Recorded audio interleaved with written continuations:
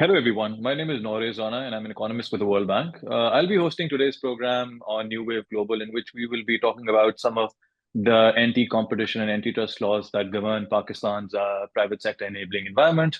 And for to joining me in this discussion, I have a special guest. I would like to welcome and introduce Mr. Talha Wani, who's a competition economist working for one of the leading firms, consulting firms in London, and he's also worked with the Competition Commission in Pakistan.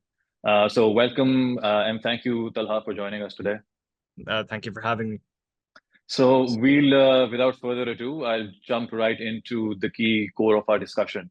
So it's fairly evident that Pakistan has failed to evolve as an industrialized country, and even let alone industrialization, even if you look at the functioning of our private sector, it hasn't really flourished in a manner that you would expect countries do. And there are other, you look at our regional peers, you look at other countries within the larger Asia Pacific hemisphere, and they've done quite a bit.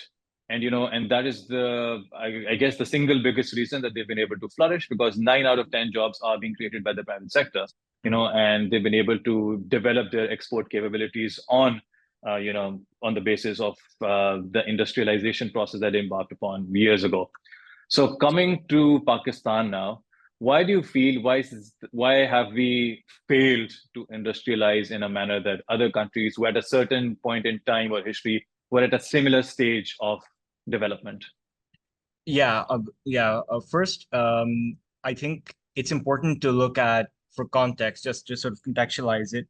We were a faster growing economy than South Korea. We were much richer than most of your Asian tigers for a long period of time, and somewhere along the way we sort of lost the track. In fact, lots will argue that we were never really on the right track to begin with, because our industrialization ultimately was not a good shift from feudalism. It was a shift from feudal monopolies to industrial monopolies. You've obviously read, many people would have read about Mahbub Huq's sort of thesis on the 2022 families. Yeah. And I think that's what's important to sort of think about. It is important to know that it's not just important to industrialize, but it's important to industrialize in the correct manner. And Pakistan's early industrialization, one of the main reasons why it never kept its pace, was because we didn't industrialize in the right ways, and because our feudal system disincentivized certain kinds or certain types of industrializations, competitive industrializations, where you have lots of firms, diverse sectors, lots of different industries actively competing. We ultimately, what we became was, we got a formal sector, but that formal sector largely relies in Pakistan on a captive market.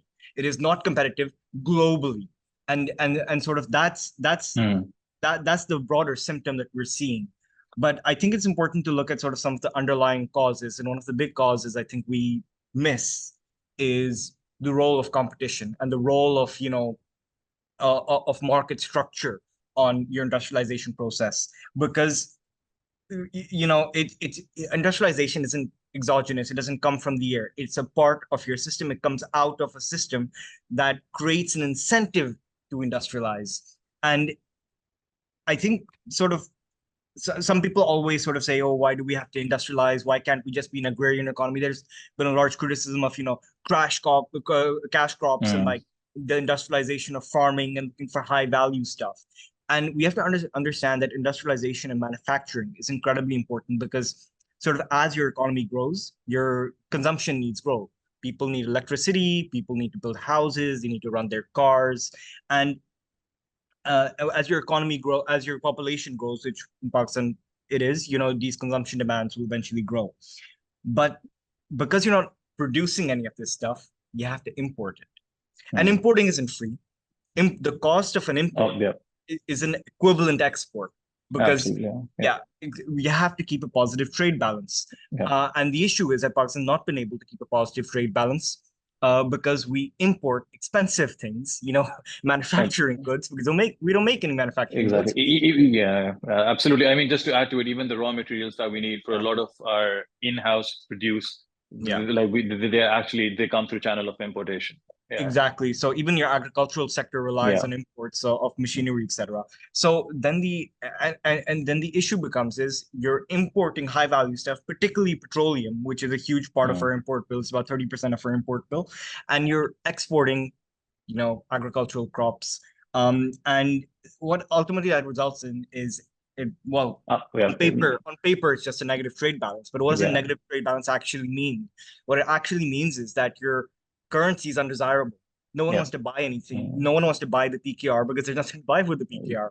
And so your currency devalues its lies. You see inflation, and then inflation ripples across the entire economy. Cost of business goes up, cost of living goes up, and your economy sort of crumbles.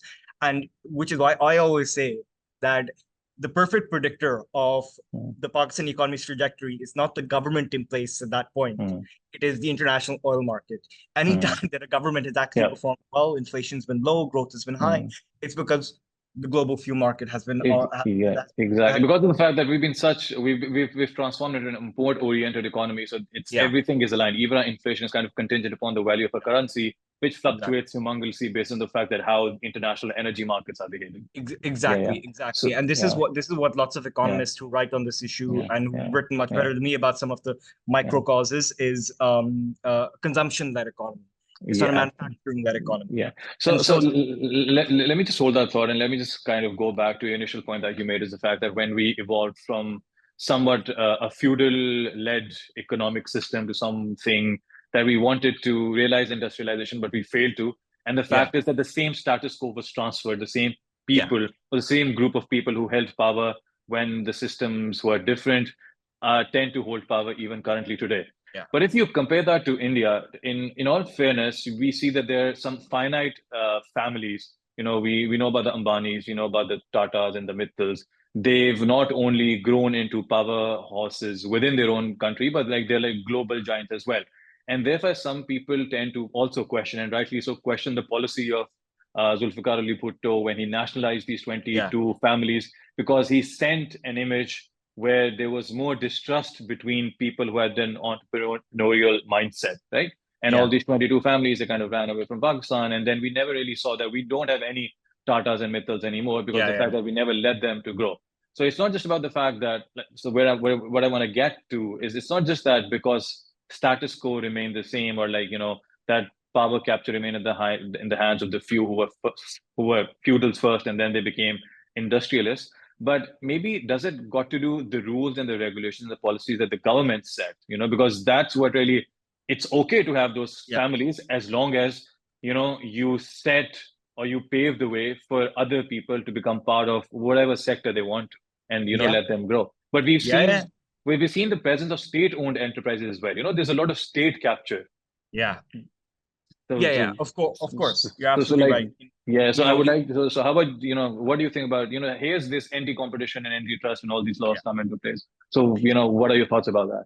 Yeah, absolutely. On one thing, just, factual statement, not anything more.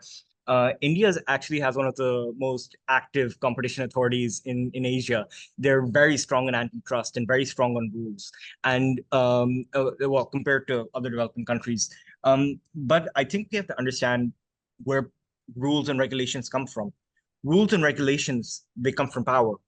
They come from state power, and where the state gets political capital from. Now, the issue is that state's capital doesn't come out of thin air, political capital. Their ability to enforce rules depends on who they draw power from. And the issue is that in feudal societies, how are feudal societies structured?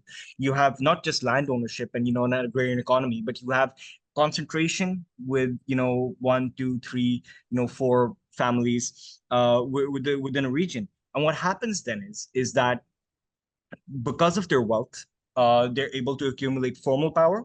In the case of Pakistan, for example, if you look at especially the Punjab Assembly, I think there was a statistic a few years ago that over 50% of them are landholding elite, and or informal power through kickbacks and through bribery and all those sorts of things. So when you have feudal societies, then governments get their political capital from these handful of actors who are very easily able to sort of overwhelm, civil society just because of the huge wealth inequality. But secondly, also it's easier for them to collude.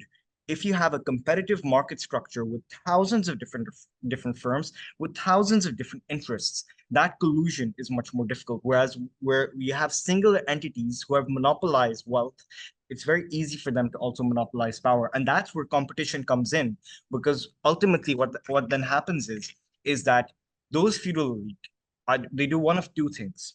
Either one, they create hurdles in the case of, in the pursuit of industrialization. For example, in Pakistan, if you look at, feudal elites and the kind of power they've exerted, what has happened essentially is that there are obviously no rules on them, but there have to be rules in some places. Taxes have to come from somewhere. Regulatory burden has to go somewhere. And so all of that gets shifted onto the formal sector. Whether this is an intentional disruption of industrialization or not is, a different debate altogether. But there is a disruption there because ultimately they're all competing for the same small pool of resources, and there's an active disincentive there. But secondly, I think it's also important to sort of think about this from the fact that even if industrialization does happen, uh, ultimately these feudal elite then become industrial elite. Yeah. And yes, there are countries who have been able to develop to some degree with industrial elite. But if you look at most developed countries and lots of developing countries, they've had some sort of, land redistribution pre-industrialization, because otherwise they would devolve into monopolies. So for example, if you take a look at China, if you take a look at, that's more, I guess, a socialist example, but even if you look at capitalist examples, the UK, South Korea, all of them had peasant revolutions. And yes, lots of them are, like, for example, South Korea is very monopolistic now. You have like 6 big companies in South Korea that control most of the wealth. But the initial conditions, at the very least, were competitive. And competition is important because if you have a captive market, you don't really have an incentive to produce a good product. You don't have to have an incentive to sell at a competitive price. Yeah. So actually, there's this one thing. Sorry. So I want you to continue with that same train of thought. But I know actually I should have brought this question up much earlier. But like for some of our viewers who may not be very well versed with economic jargon, such as competition policy, can you just kind of, for them, can you share what you actually mean when you use the word competition policy? So by competition policy, we sort of mean antitrust action. So just to clear up the jargon, that could be breaking up monopolies. Let's say taking one big company, making it sort of split apart into multiple different pieces. It can mean, abuse of dominance cases. Let's say if there's a monopoly, some industries naturally have monopolies and it's fine. You can't have, You have they're national monopolies, huh? Yeah, they're natural monopolies, or there are some industries that benefit off scale. For example, you can't have 20 different Facebooks, right? You can only have one Facebook or something like that, or one WhatsApp. So then you need abuse of dominance legislation to control their prices, to make sure that they're not excessively pricing and abusing their dominance. So these are some forms of competition policy. And just to add to that point, I think it also refers to the fact that there's ease of business entry, like the process is such that it's, and similarly there's ease of business exit as well, for the entire. And definitely in some industries, they do focus on ease of entry. Right. So yes, coming back to the point that Pakistan has been unable to develop a very robust competition policy because of the fact that the political incentives are skewed in favor of the same elite, the landed elite, who once were more feudalistic, and now they kind of captured other sectors as well.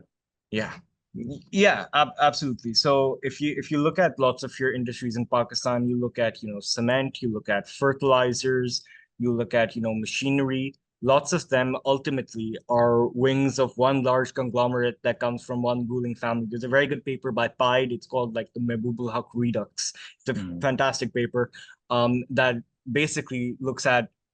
So Mehboob Haq was looking at the entire economy at large and identified 22 feudal families, and and this paper was looking at the Pakistan Stock Exchange, which is formal industry, which is lots of manufacturing, state-owned enterprise and stuff like that, and it's the same names and faces over and over again, and most of them having connections to some sort of elite feudal family or in some way, shape, or form. So very much where I don't think describing Pakistan as a feudal country is a very good, explanation of it. Neither is, an industrialized country a very good explanation of it. I'd call us a semi-feudal country, whereby the feudal elite have now also dominated industry.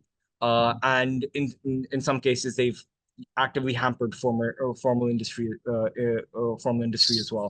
So would you say that the competition laws that are set in Pakistan and the environment, like the enabling environment, which Yeah. includes various rules, regulation, policies that govern the private sector or that tend to enable the private sector, are not conducive enough for both productivity and for growth?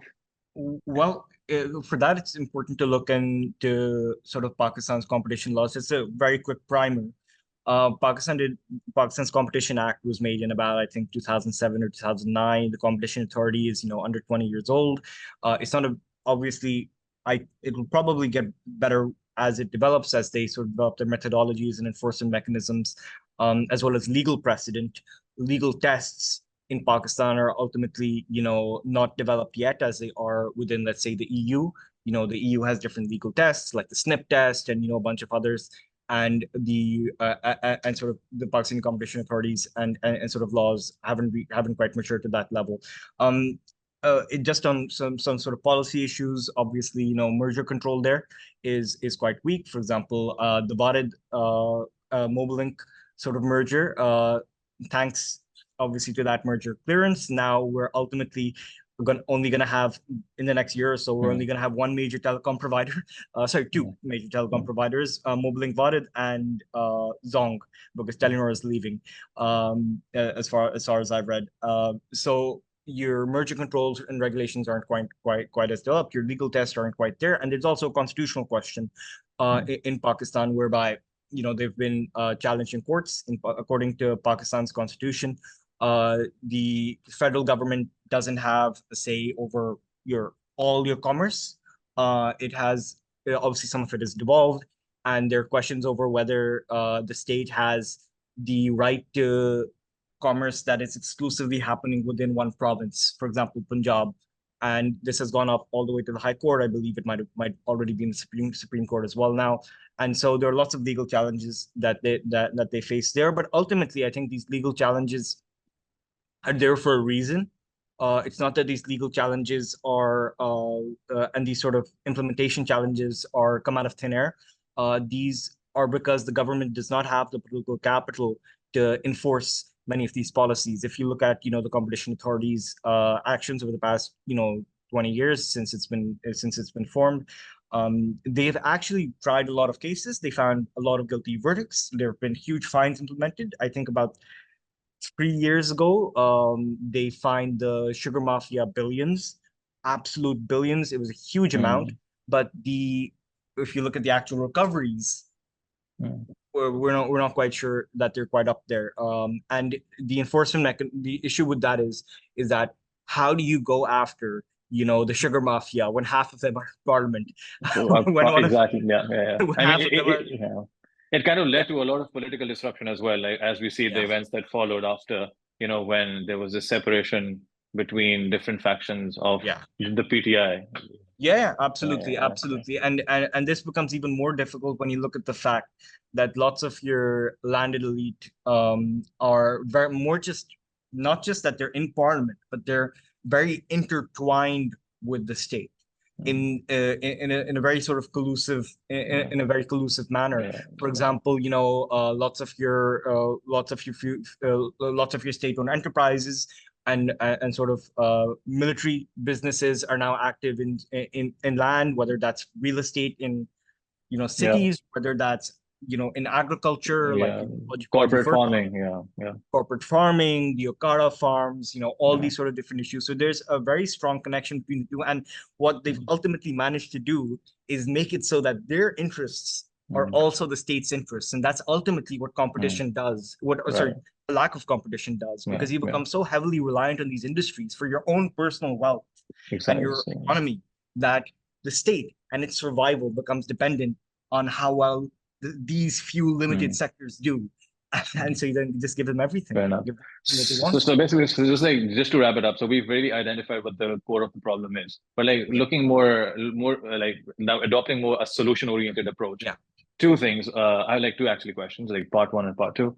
So part A would be like, do you think if we have the right set of implementation in terms of competition policies and antitrust laws, do you think that it would like lead to greater sectoral diversification and better productivity and growth and better participation of the private sector? Part A. And part Yeah. B, that if you were to literally like advise the government on with respect to bringing about reforms in this area of policy, competition policy, Yeah. what do you think are some of the major prominent things that you would really press upon, that this is what needs to be done and we can embark upon the course of stabilization? Absolutely. I think, again, assuming your situation where we have a government that has the political capital, which will obviously require, some sort of worker consumer oriented government that derives their political capital from them, assuming that they were in power, I think a Pakistan would be able to at least develop to some degree. People always say, I'm not this, doomsday sort of person who thinks that Mhm. Pakistan is never going to develop, because if you look at other countries, they've come out of worse. South Korea has come out of worse. Japan has come out of worse. It was destroyed after World War II. If you look at most of Europe, absolutely, some of those places were just in complete shambles. Most of Asia, frankly, and India is a perfect Yeah. example. Bangladesh, but we probably have more going for us as far as many resources, a lot of things in our economy than Bangladesh did, but it overtook us. And so I do think there is a lot of ingenuity in the economy. If you look at sort of the ways that people have been able to survive through poverty, there, the sort of different solutions that you see people sort of come with, low cost solutions. You see these schools in the middle of nowhere, putting up solar panels before solar panels were a thing, back in 2007, 2008. They were really ahead of their time, and you see a lot of ingenuity there. What it needs is enabling policy, and unfortunately, a big issue right now that's happening. And if you think about people our age, if you think about people older, and if you think about where they want to invest, where do people invest? People invest in real estate. They Real buy a estate. plot. Yeah. They, Yeah. they buy a plot, and I don't blame them, because the issue is that's how the incentive structures are set up. Because what the government is doing is that the government, by not taxing and not, the regulatory and economic burden on sort of the landed elite, the formal sector, if you look at people's paychecks, if you look at the tax bill of for Yeah. example banks are being absolutely crushed with the kind of with the kind of taxes that they're being made to pay. It makes no sense for anyone to make formal industry in Pakistan. The incentives just aren't there. So my advice would be that you have to remove the sort of hurdles in place, so in the forms of taxation, in the forms of over regulation, often under regulation, often. So there's no simple answer.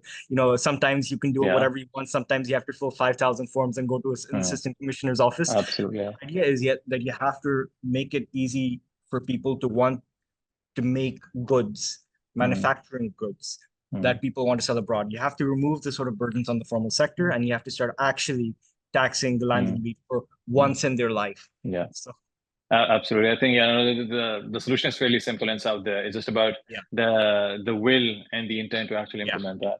Yeah, Perfect. just one more quick point on that. I would also say sort of just on, I think we've spoken a lot about sort of competition policy, but I'll just to repeat, on the competition policy aspect, I'd say we do have to recognize that a monopolization of land is bad. Most countries have recognized that. It didn't work out for Pakistan under Bhutto, but it has worked out for lots of other countries. We have to also make sure that uh, the sort of this is that our competition sort of competition regulation is non-collusive, because unfortunately what often happens in Pakistan is that good regulation, like accountability courts and all these sorts of things, they're often used as political tools to put people we don't like in jail. And we don't want to see just an empowered competition authority, because empowered could be empowered to do a lot of things. We want them to be empowered and impartial, and most importantly, independent.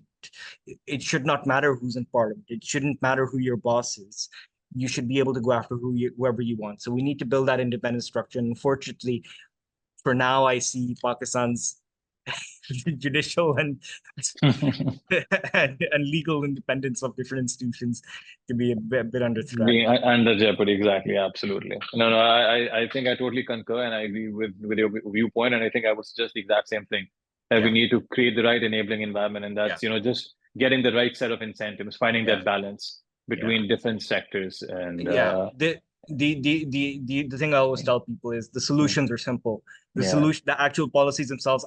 I'm saying very simple stuff because it is very simple. It is very simple. It is completely a question of political capital, and the bigger question is how you develop that bigger capital, and that's a bit above my pay grade. I mean that's an entire topic. Like I think actually more than a topic, it needs an entire series to completely unpack and unravel how that could be achieved and realized.